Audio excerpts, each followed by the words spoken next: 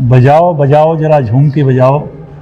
Loudspeaker 90 FM आपके बीच एक ऐसी शख्सियत को लेके हम सामने आ रहे हैं जो यूनिसेफ के उत्तर प्रदेश प्रमुख या प्रोग्राम मैनेजर के रूप में डॉक्टर अमित मेहरोत्रा जी हमारे साथ हैं। गोरखपुर बाबा गोरखनाथ की भूमि पर आपका स्वागत है। हम अपने दर्शकों और श्रोताओं की ओर से आपका हम हार्दिक अभिनंदन वंदन करते हैं। जी बहुत बहुत धन्यवाद। गोरखपुर एक तरह से पूरे पूर्वांचल को रिप्रेजेंट करता है। गोरखपुर के आसपास जो ज़िले हैं महाराजगंज, कुशीनगर, देवरिया, सिद्धार्थनगर, आप बच्चों के एम्पावरमेंट पे ही आप लोग काम करते हैं कि बच्चों का स्वास्थ्य कैसे बेहतर हो। तो आपने अपने अध्ययन में यहाँ जो बच्चों में कुपोषण की समस्या है इसको किस रूप में पाया है और उसके लिए आप यूनिसेफ की ओर से क्या कदम उठाए जा रहे हैं? जो कुपोषण के संदर्भ में अगर हम लोग बातचीत करें तो जो पूरे उत्तर प्रदेश का परिदृश्य है कमोबेश उसी तरह के ही जो है परिदृश्य ईस्टर्न यूपी में भी परिलक्षित होते हैं और उसके जो अलग अलग मानक हैं तो लगभग अगर हम सरल भाषा में समझें तो 10 में से लगभग 4 बच्चे जो हैं वो कुपोषित की अलग अलग श्रेणियों में आते हैं। जी जी। जो सामान्य श्रेणी है कुपोषण की उसमें 10 में से 4 बच्चे कह सकते हैं, लेकिन जो गंभीर कुपोषित बच्चे हैं वो धीरे धीरे 10 में से 2, 10 में से 1 की श्रेणी में आना शुरू हो जाते हैं। तो ये बड़ी एक समस्या है। कुपोषण के साथ में जो इसका रूट कॉज होता है एक आपका एनीमिया का मदर्स में और चिल्ड्रन में और एडोलेसेंट में। तो महिलाओं में हर 2 में से 1 महिला हमारी एनीमिक है हमारे NFHS के आंकड़ों के मुताबिक। एडोलेसेंट गर्ल्स में भी देखें तो हर 2 में से 1 बच्ची जो है या बच्चा है वो भी एनीमिक नज़र आता है। हालांकि बच्चों में जो छोटे बच्चे होते हैं आपके 5 वर्ष से कम के उसमें एनीमिया ज़्यादा नज़र आता है। 10 में से 7 बच्चे हैं वो एनीमिक नज़र आते हैं। तो यदि खून की कमी होती है तो वो भी कहीं ना कहीं कुपोषण को कंट्रीब्यूट करता है। जी। तो कुपोषण एक गंभीर विषय तो है ही है। इस पे काम सरकार कर रही है। सरकार के बहुत सुनियोजित कार्यक्रम हैं और उसके लिए निरंतर रूप से अभियान होते रहते हैं। पोषण माह जैसे जो है सघन अभियान चलाए जाते हैं जिसमें कुपोषित बच्चों को चिन्हित किया जाता है। चिन्हित करने के बाद में उनको रिफ़र करा जाता है और जिस प्रकार के उपचार की आवश्यकता होती है वो उपचार भी दिया जाता है।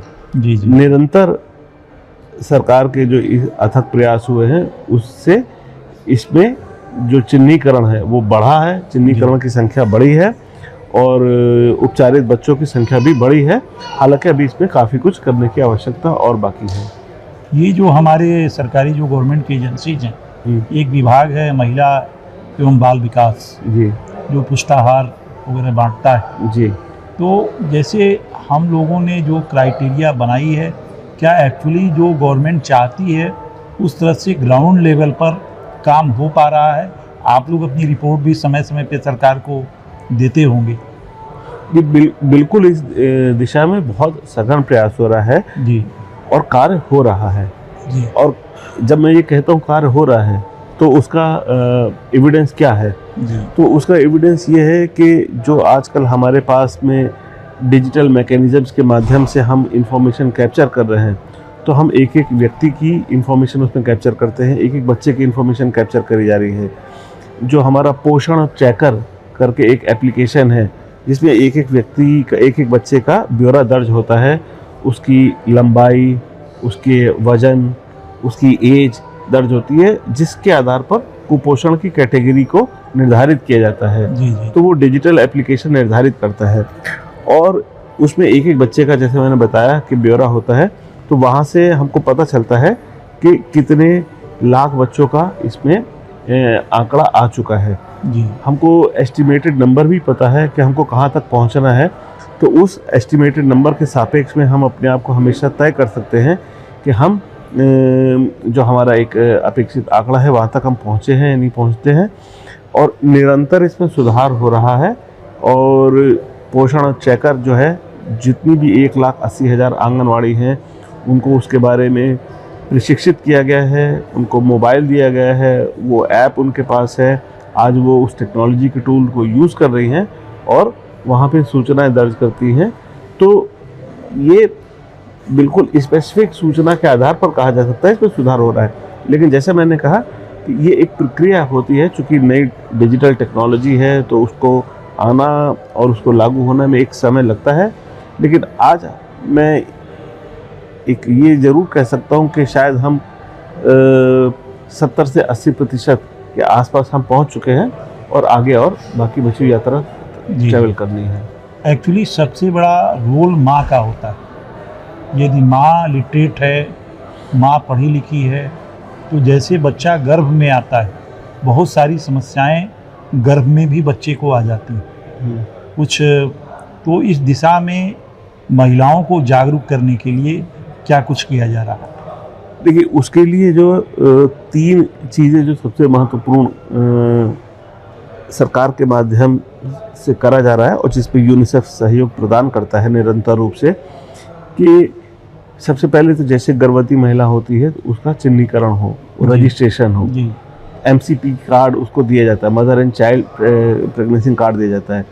तो आज से अगर 4-5 साल पहले कह दूँ तो ये प्रायोरिटी का मुद्दा नहीं था जी। तो ये प्रायोरिटी का मुद्दा बना, MCP कार्ड निर्धारित हुए, महिलाओं को दिए जाने लगे। और आप अगर NFHS के आंकड़ों में देखेंगे तो गोरखपुर की ही मैं बात करूं तो यहाँ पे लगभग 98 से अधिक प्रतिशत महिलाओं को MCP कार्ड दिया जा रहा है। इसका मतलब है जो गर्भवती महिलाएं हैं वो अर्ली प्रेगनेंसी में वो चिन्हित हो जाती हैं और उनको एक ट्रैकिंग कार्ड दिया जा रहा है। उसके बाद में फिर उनको अलग अलग चरणों में सेवाएं दी जाती हैं। कम से कम 4 चरणों में सेवाएं देने की व्यवस्था होती है। अगर हम 4 चरणों की बात करें तो वहाँ पर अभी हम लगभग जो है 50% के आसपास के लेवल तक पहुँचे हैं जी। तो चारों सेवाएं तो नहीं मिल रही हैं जी। लेकिन अर्ली रजिस्ट्रेशन, MCP कार्ड देना, इसमें हम लगभग 70 से 75% के लेवल के आसपास अपने आप पाते हैं उत्तर प्रदेश में। और ये रिपोर्टेड भी होता है और इसको जो है वैलिडेट करा गया। ये नेशनल सर्वे के आधार पर ये जो है आंकड़ा मैं आपको बता रहा हूँ। लेकिन जो 4ANC है, जब 4ANC माने कि 4 बार महिला के गर्भ की जांच हो रही है तो उसमें कॉम्प्लिकेशन अगर है तो उसका चिन्हीकरण भी होगा। अगर कॉम्प्लिकेशन है तो उसको जो है प्रधानमंत्री मातृ सुरक्षा कार्यक्रम जो होता है उसके लिए रिफ़र करा जाता है। यदि महिला में हीमोग्लोबिन कम पाया गया तो उसके लिए उसको आयरन की गोली दी जाती हैं। अगर 180 गोली चाहिए तो वो, 360 गोली चाहिए तो वो, अगर उसको जो है और अधिक क्लिनिकल इंटरवेंशन की ज़रूरत है तो वो PHC के ऊपर दिया जाता है। तो वो हो रहा है। लेकिन इसके लिए बहुत ज़रूरी है कि एंटीनेटल पीरियड में चारों जांचें हों। वो अभी एक लंबी यात्रा है, उस पर कवर करना है, लेकिन लगभग हम आधे रास्ते पे पहुँचे हैं और आधा रास्ता और हमें ट्रैवल करना है। अगर जो ओवरऑल हम उत्तर प्रदेश की बात करें, जैसे पूर्वांचल है, सेंट्रल यूपी है, बुंदेलखंड है, तो पूरे प्रदेश की बात करें तो कौन सा हिस्सा बच्चों के स्वास्थ्य के मामले में ज़्यादा पिछड़ा हुआ आप पाते हैं? देखिए, बच्चों के स्वास्थ्य के मामले में और महिलाओं के स्वास्थ्य के मामले में, या मैं एक लार्जर पर्सपेक्टिव में बात करूं तो हमारे एस्पिरेशनल ज़िले चिन्हित करे गए हैं। उत्तर प्रदेश में 8 एस्पिरेशनल ज़िले हैं और ये जो एस्पिरेशनल ज़िले हैं आपके कमोबेश कुछ तराई में हैं, कुछ सेंट्रल यूपी में हैं, बुंदेलखंड में भी आते हैं। लेकिन इनके और गहराई में उतरने के लिए नीति आयोग ने, उत्तर प्रदेश सरकार ने, दोनों ने मिलकर एस्पिरेशनल ब्लॉक करे हैं। क्योंकि कोई एक ज़िला विशेष ज़रूरी नहीं है कि पिछड़ा हुआ हो। ज़िले के अंदर में पॉकेट्स भी पिछड़े हुए हो सकते हैं। कोई विकासखंड हो सकता है, विकासखंड के अंदर में कोई गांव विशेष छूटा हुआ हो सकता है। तो सवाल ये है कि हमको उस तरह के हॉट स्पॉट्स को आइडेंटिफाई करने की आवश्यकता है। तो 108 एस्पिरेशनल विकासखंड आइडेंटिफाई करे गए हैं और मुझे ये बड़ी खुशी होती है बताते हुए कि ये एक बड़ा सरकार का वरीयता का प्रोग्राम है। इसमें 108 CM फेलोज सरकार द्वारा लगाए गए हैं। यूनिसेफ ने भी अपने 100 लोगों की टीम, 108 लोगों की टीम को वहाँ पर लगाया है। निरंतर रूप से हम आंकड़ों का वहाँ विश्लेषण करते हैं, वस्तु स्थिति को हम आंकते हैं और हम सरकार को ये सुझाव देते रहते हैं कि किन क्षेत्रों में और कार्य करने की आवश्यकता है। और पिछले 2 वर्षों में, या लगभग शायद मैं 1.5 वर्षों की बात करूं, तो एक मेजर इम्प्रूवमेंट शुरू हुआ। ये जो एस्पिरेशनल ब्लॉक्स हैं, जी 820 में से निकाले गए जो 108 ब्लॉक हैं, ये आंकड़ों में बहुत पिछड़े हुए थे, लेकिन बहुत तेजी से इसमें सुधार हो रहा है। इसमें गोरखपुर या पूर्वांचल का भी कोई विकास खंड है? इसमें मैं अभी स्पेसिफिक, मुझे ऐसा कोई विकास खंड का नाम याद नहीं है, लेकिन ये निश्चित रूप से यहाँ के भी हैं एस्पिरेशनल ब्लॉक्स है। गोरखपुर का भी है, देवरिया के भी हैं, महाराजगंज के भी हैं, तो हैं। लेकिन है, और रियल हम प्रॉब्लम तक पहुंचने का प्रयास कर रहे हैं। तो एक जनपद को लेके एक जेनरिक तस्वीर खींचने की बजाय बिल्कुल पिन पॉइंटेड समस्या को चिन्हीकरण करके करा जा रहा है। इवन यही नहीं, अलग अलग समस्याओं के अलग अलग ज्योग्राफिक क्षेत्र होते हैं। मैं आपको 1 दशक पहले का अगर बताऊं उदाहरण, पोलियो के समय पे हम लोगों ने उत्तर प्रदेश में 66 विकास खंड चिन्हित करे थे और उनके ऊपर केंद्रित करा और पोलियो को उन्मूलन में सफलता मिली। जब AES और JEE की बात आती है, जिसमें गोरखपुर का बहुत जिक्र होता है, तो गोरखपुर में 176 गांव चिन्हित करे गए थे। तो ये जेनरिक अप्रोच नहीं थी, बिल्कुल पिन पॉइंटेड 176 गांव करे गए, उन गांव में केंद्रित किया गया प्रयास और फिर सफलता मिली, उसको फैलाया गया। उसी तरह से ये जो एस्पिरेशनल ब्लॉक वाला कार्यक्रम है, उसके और गहराई में उतर के आंकड़ों के आधार पर पूरी टीम है जो रैंडमली विजिट करती हैं, देखती है कि क्या सुधार है। कुछ आंकड़े बहुत ख़राब स्थिति में थे, जैसे एंटीनेटल केयर, अगर हम जो 4 जांचें हैं वो बहुत ही, जो रिपोर्ट ने बेहतर बताया, लेकिन जब मॉनिटर करा गया तो आंकड़े बहुत पिछड़े हुए नजर आए। लेकिन जैसी जब उसकी फीडबैक सरकार को दी गई, त्वरित कार्रवाई हुई उसके ऊपर, उसके सुधार के लिए, तो सुधार हुआ। लेकिन वास्तव में क्या वो सुधार अभी हम कह देंगे सफल हो गया है? तो सफलता से दूर है, लेकिन यात्रा जो है वो पॉजिटिव डायरेक्शन में मूव हो चुकी है। डॉक्टर साहब, ये बच्चों का एक मानसिक स्वास्थ्य जी भी एक अहम मुद्दा है जी। और जैसे अभी पूर्वांचल में जब यहाँ इंसेफ्लाइटिस एक महामारी के रूप में जब फैली हुई थी, तो इंसेफ्लाइटिस में कुछ केसेज ऐसे भी आते थे कि बच्चा मानसिक रूप से विकलांग हो जाता था। तो इन मानसिक रूप से बच्चों के स्वास्थ्य को बेहतर रखने के लिए यूनिसेफ क्या कर रहा है? देखिए, जो मेंटल हेल्थ का इशू है, जो मानसिक स्वास्थ्य का इशू है, ये कोविड के बाद ज़्यादा उभर के आया है और ये एक निश्चित रूप से गंभीर विषय है जी। इसमें खाली बच्चों का ही नहीं, जो हमारे एडोलेसेंट्स हैं, जो ज़्यादा वयस्क बच्चे हैं, उनका ज़्यादा मेंटल हेल्थ का एक बड़ा इशू नज़र आता है। छोटे बच्चों के अगर हम कंपैरिजन में आकलन करें तो किस एज ग्रुप के बच्चे हैं इसमें देखिए, वैसे तो ये आपका 14 से लेके 19 हम लोग मान के चलते हैं कि एक वो एज ग्रुप है जहाँ पर जब बच्चा अपनी वयस्क श्रेणी में जा रहा होता है और अपने सोचने समझने की क्षमता में आता है, तो वहाँ पर मानसिक स्वास्थ्य उसका ज़्यादा प्रभावी होता है। उसके लिए हम लोगों और 19 वर्ष के आगे जब बच्चे युवा हो जाते हैं, तो उस वहाँ पर भी जो है, जब और यूथ के रूप में डेवलप होता है एडोलेसेंट के बाद में, तो वहाँ और मेंटल हेल्थ का इशू बड़ा होता है। तो हम लोगों ने कई सारे डिग्री कॉलेजेस, और संभवतः आप एक अभी डिग्री कॉलेज नाम ले रहे थे जहाँ से शायद आप पढ़े भी हैं, जय नारायण डिग्री कॉलेज, जिसको KKC कहते हैं लखनऊ में जी। तो वैसे कॉलेजेस के साथ में कोलैबोरेट करके वहाँ पर हम लोगों ने काउंसलिंग सेंटर की स्थापना करी। तो कई सारे डिग्री कॉलेजेस ने मेंटल हेल्थ के लिए काउंसलिंग सेंटर की स्थापना करी। तो एक तो कॉलेजेस के माध्यम से काउंसलर्स की एक काफ़ी बड़ी जो है टीम तैयार करी, लगभग 300 के आसपास काउंसलर्स की। वो काउंसलर्स के नाम जो है गवर्नमेंट के राहत आयोग के वेबसाइट पर उपलब्ध हुए और कोई भी व्यक्ति एक टोल फ्री माध्यम से उनसे सलाह ले सकता है। तो वो एक काउंसलिंग का माध्यम शुरू करा गया जी। अब अगले चरण के रूप में हम लोग ये देख रहे हैं कि जो हमारा साइकेट्रिक डिपार्टमेंट है वो कैसे जो है जो स्वास्थ्य विभाग का है अपनी सेवाएं दे सकता है। एक जो खासकर बच्चों के उसमें होते हैं, जो चाइल्ड केयर इंस्टीट्यूशन होते हैं, जो आपके प्रोटेक्शन होम और ऑब्जर्वेशन होम होते हैं, जहाँ पर जो child in the care of need and care and protection या child in conflict with law होते हैं, वहाँ पर बच्चों का मेंटल स्वास्थ्य का बहुत बड़ा इशू होता है। तो जितने भी यूपी में इस तरह चाइल्ड केयर इंस्टीट्यूशन है, सब में हम लोगों ने मेंटल हेल्थ के काउंसलर्स को भेज के उन बच्चों के साथ में एक इंटरेक्शन करा, ताकि उनके हम इश्यूज़ को समझें और वहाँ पे उनको काउंसिल कर सके। लेकिन जैसे मैंने बताया कि ये अभी एक रिसेंट फिनोमेना है, तो इसके प्रयास भी अभी बड़े शुरुआती दौर में हैं। ये एक बहुत बड़ी फील्ड है और एक अभी बहुत लार्ज स्तर पर इसके काम करने की आवश्यकता है। तो भविष्य में ये एक प्रायोरिटी का मुद्दा है जिस पर और हमें काम करना है, लेकिन शुरुआती दौर पे काम शुरू हो चुका है। बच्चे ही देश के भविष्य हैं और बच्चों का स्वास्थ्य किसी राष्ट्र के लिए सबसे अहम होता है।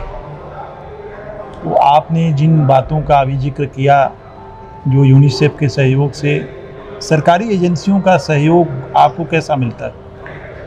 देखिए, यहाँ पर ये समझना जरूरी है कि सामाजिक विकास के लिए जो सबसे बड़ी संस्था है वो है सरकार। जी।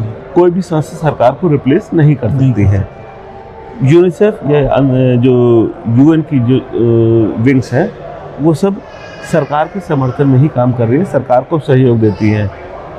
हमारा कार्य होता है सरकार के साथ में मिलके विभिन्न स्तर पर कार्य योजनाएं निर्माण करना, चाहे वो राज्य पर हो, चाहे वो जिले पर हो, चाहे कभी कभी विकास खंड की हो या लोअर स्तर की हो, तो वो कार्य योजनाओं को निर्माण करना, उस कार्य योजनाओं के संपादन में जो क्षमताएं की आवश्यकता होती है, कैपेसिटीज़ की, उस तरह की क्षमता वर्धन करना, और फिर जब सरकार अपने कार्य का संपादन करती है तो उन कार्यक्रम का अनुसरण करके निरंतर रूप से सरकार को फीडबैक देना। तो ये पूरा कार्यक्रम जो है सरकार के तंत्र के साथ में ही हमारा जुड़ा हुआ होता है।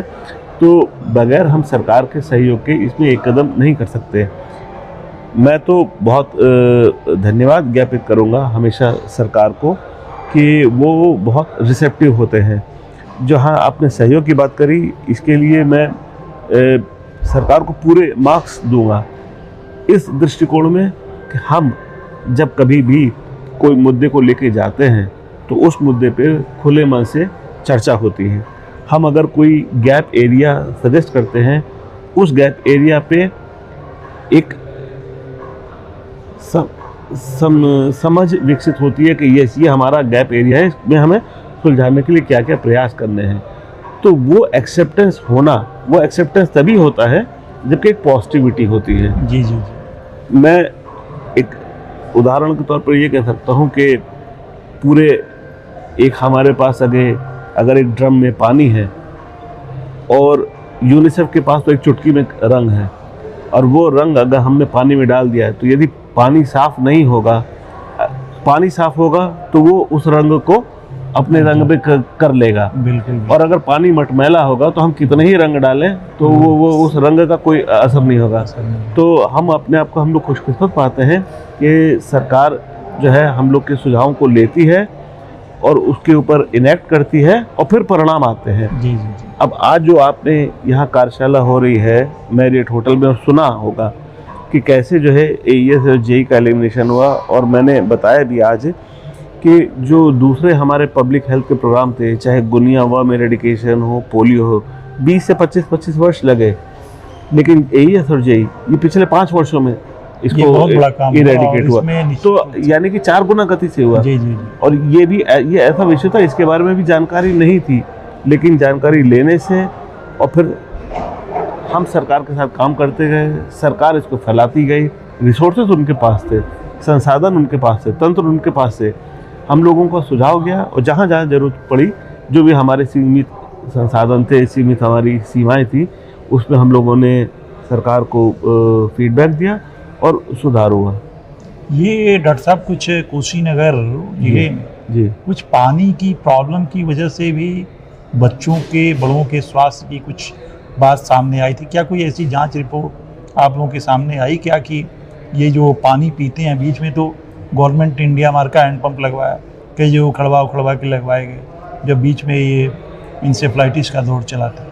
तो कहीं आर्सेनिक की मात्रा ज़्यादा होने से कहीं कुछ प्रॉब्लम आ रही है, कुछ पानी को लेकर के कुछ कोई स्टडी है क्या उनकी इधर? देखिए, गोरखपुर में जरूर आर्सेनिक की समस्याएं निकली थी। जब करा गया था, तो जो आर्सेनिक के लिए जो लिमिट तय करी जाती है 50 पार्ट्स पर बिलियन जिसको बोलते हैं, जिसको बाद में घटा के 10 पार्ट्स पर बिलियन कह दिया गया, माने कि और हम स्ट्रिक्टली देखेंगे पानी को कि हमारा पानी है नहीं। 50 माने हम फिर भी कंप्रोमाइज़ कर रहे हैं, 10 माने हम और स्ट्रिक्टली उसको एनालाइज कर रहे हैं। तो गोरखपुर में थे, लेकिन उसके लिए फिर आर्सेनिक रिमूवल फिल्टर हैं, इस तरह के जो है फिल्टर्स को लगाया गया जिन जिन जगह पर आर्सेनिक निकला था। लेकिन अब जो वर्तमान में जो परिवेश चल रहा है, जो जल जीवन मिशन है, जिसमें कि पाइप वाटर सप्लाई है, लोगों को हर घर में जल दिया जा रहा है, नल से जल दिया जा रहा है। तो जो नल से जल दिया जा रहा है वो पानी एक स्रोत से आ रहा है, और जो कोई सिंगल सोर्स से आ रहा है, जो ग्राउंड वाटर का सोर्स है, तो वो सोर्स को पहले पूरा टेस्ट कर लिया जाता है और 3 पैरामीटर पे पानी को जांच किया जाता है: फिजिकल, केमिकल, बैक्टीरियोलॉजिकल। जो आपका केमिकल और फिजिकल है, अगर वो इम्प्योरिटी निकलती है तो वो जो सोर्स है उस सोर्स को पास नहीं करा जाता है, वहाँ पर टंकी नहीं बनाई जाती है। टंकी वहीं बनाई जाती है जहाँ पर फिजिकल और केमिकल इम्प्योरिटीज नहीं होती। बैक्टीरियोलॉजिकल कंटेमिनेशन ये एक मोर रिकरेंट फिनोमेना है कि आपकी पाइपलाइन बिछा दी गई और पाइपलाइन में कहीं लीकेज है, तो कहीं से कोई गंदा उसमें एलिमेंट आ गया, तो उसमें बैक्टीरियोलॉजिकल कंटेमिनेशन हो सकता है। तो उसके लिए हालांकि अगर पाइप वाटर सोर्स होता है और पाइप फ्लो हो रहा है, तो एक बहुत बड़ी संख्या में आपका बैक्टीरियोलॉजिकल कंटेमिनेशन उससे कवर हो जाता है। लेकिन अभी इस पे और काम करने की आवश्यकता है। हम बैक्टीरियोलॉजिकल कंटेमिनेशन को चेक करें, उसको प्लग करें। जहाँ तक AES की जो आपने बात करी, इसमें जो मेजर जो कॉज था वो बैक्टीरियोलॉजिकल कंटेमिनेशन ही था, जो हमारा लगभग 60% सोर्सेज में मिलता था। तो जो सोर्सेज थे, तो उनके जो प्लेटफॉर्म थे, चूँकि वो ब्रोकन थे हैंडपम्प के, तो वहाँ प्लेटफॉर्म के ब्रोकन होने की वजह से पानी सीप करता था और पानी को पोल्यूट करता था। और बड़ी संख्या में बैक्टीरियोलॉजिकल पोल्यूशन होता था। तो जब एक JES और इसके लिए AES के लिए प्रयास करे गए, तो वो सारे उस तरह के हैंडपम्प के प्लेटफॉर्म को प्लग करा गया, उस तरह के कंटेमिनेशन को रिड्यूस करा गया। तो ये कुछ वर्षों पुरानी बात थी। अब नई तकनीकी से जल जीवन मिशन में पाइप वाटर सप्लाई से ये समस्या एक बड़े लेवल पर एड्रेस हो जाएगी। लेकिन फिर भी पानी की नियमित जांच तो आवश्यक होगी ही, क्योंकि पानी आपके सामने गिलास में रखा है। अब अगर उसमें आप एक उंगली डाल देंगे और मैं आपसे कह दूं पी लें, तो आप नहीं पिएंगे, क्योंकि आप मानेंगे उससे गंदा हो गया। तो पानी तो इतनी जल्दी जो है पोल्यूट होता है कि उसको नियमित रूप से हमको जांच करना ज़रूरी है। और उसके लिए हम लोग कुछ अभी यहाँ पर गोरखपुर में IIT कानपुर के साथ में मिलके नई टेक्नोलॉजी को टेस्ट करेंगे, जो फिर पूरी यूपी में शायद लेके जाए, कि जो बैक्टीरियोलॉजिकल कंटेमिनेशन है, हम इसको त्वरित गति से और अच्छे कॉन्फिडेंस के साथ में कैसे टेस्ट कर सकते हैं। तो IIT कानपुर ने ऐसी कोई किट बनाई है जो हम गोरखपुर में ही यहाँ पर हम लोग करने जा रहे हैं। सरकार इस हमारे एक्सपेरिमेंट को क्लोजली देखेगी, और अगर ये सफल रहा तो फिर उसको पूरे प्रदेश में भी फैलाया जा सकता है। एक यहाँ जो पूर्वांचल में ये झींगा एक बीमारी होती थी, ये जो लोगों की गर्दन फूल जाती थी, तो मुझे लगता है इसका भी पानी से ही कुछ इसका था क्या कुछ लिंक? क्योंकि ये तराई बेल्ट जो है गोरखपुर की, महाराजगंज और इधर सिद्धार्थनगर, बहुत पहले, अब तो कम हो गई है मुझे लगता है, लेकिन पहले ये बीमारी ज़्यादा थी। जी बिल्कुल, मतलब पानी से रिलेटेड तो बहुत सारी डिजीज होती ही हैं। तो मैं इस बीमारी के विषय में स्पेसिफिकली नहीं बात कर सकता हूँ, क्योंकि मैं मतलब मेडिकल डॉक्टर नहीं हूँ। लेकिन यस, जल जनित बीमारियाँ होती ही थी। और आपका सबसे बड़ा उदाहरण अगर आप AES की बात करेंगे, तो वो एक वाटर बॉर्न भी थी। इवन फॉर दैट मैटर अगर हम पिछले वर्षों में जाएं, तो जो पोलियो है वो भी जो है आपका जो है पानी एक मेजर कंट्रीब्यूटर होता था। तो सैनिटेशन और वाटर तो हमारा एक बहुत बड़ा कारण है ही है। और उसको निरंतर रूप से हमारे सारे वाटर सोर्सेज को प्योर रखना ज़रूरी है। सैनिटरी कंडीशन उसकी ठीक होनी चाहिए, उसके आसपास टॉयलेट नहीं होने चाहिए, गंदगी नहीं होनी चाहिए, ग्राउंड वाटर की सैनिटिटी रखना बहुत ज़रूरी है। ये सारे विषय तो कर ही हैं हमारे। बहुत बहुत धन्यवाद डॉक्टर साहब आपका। आपने हमारे लाउड स्पीकर 90 FM के दर्शकों और श्रोताओं के लिए इतनी महत्वपूर्ण जानकारी दी। आपका हम एक बार हृदय से आभार व्यक्त करते हैं। बहुत बहुत धन्यवाद। बहुत बहुत धन्यवाद। बहुत बहुत धन्यवाद। Thank you.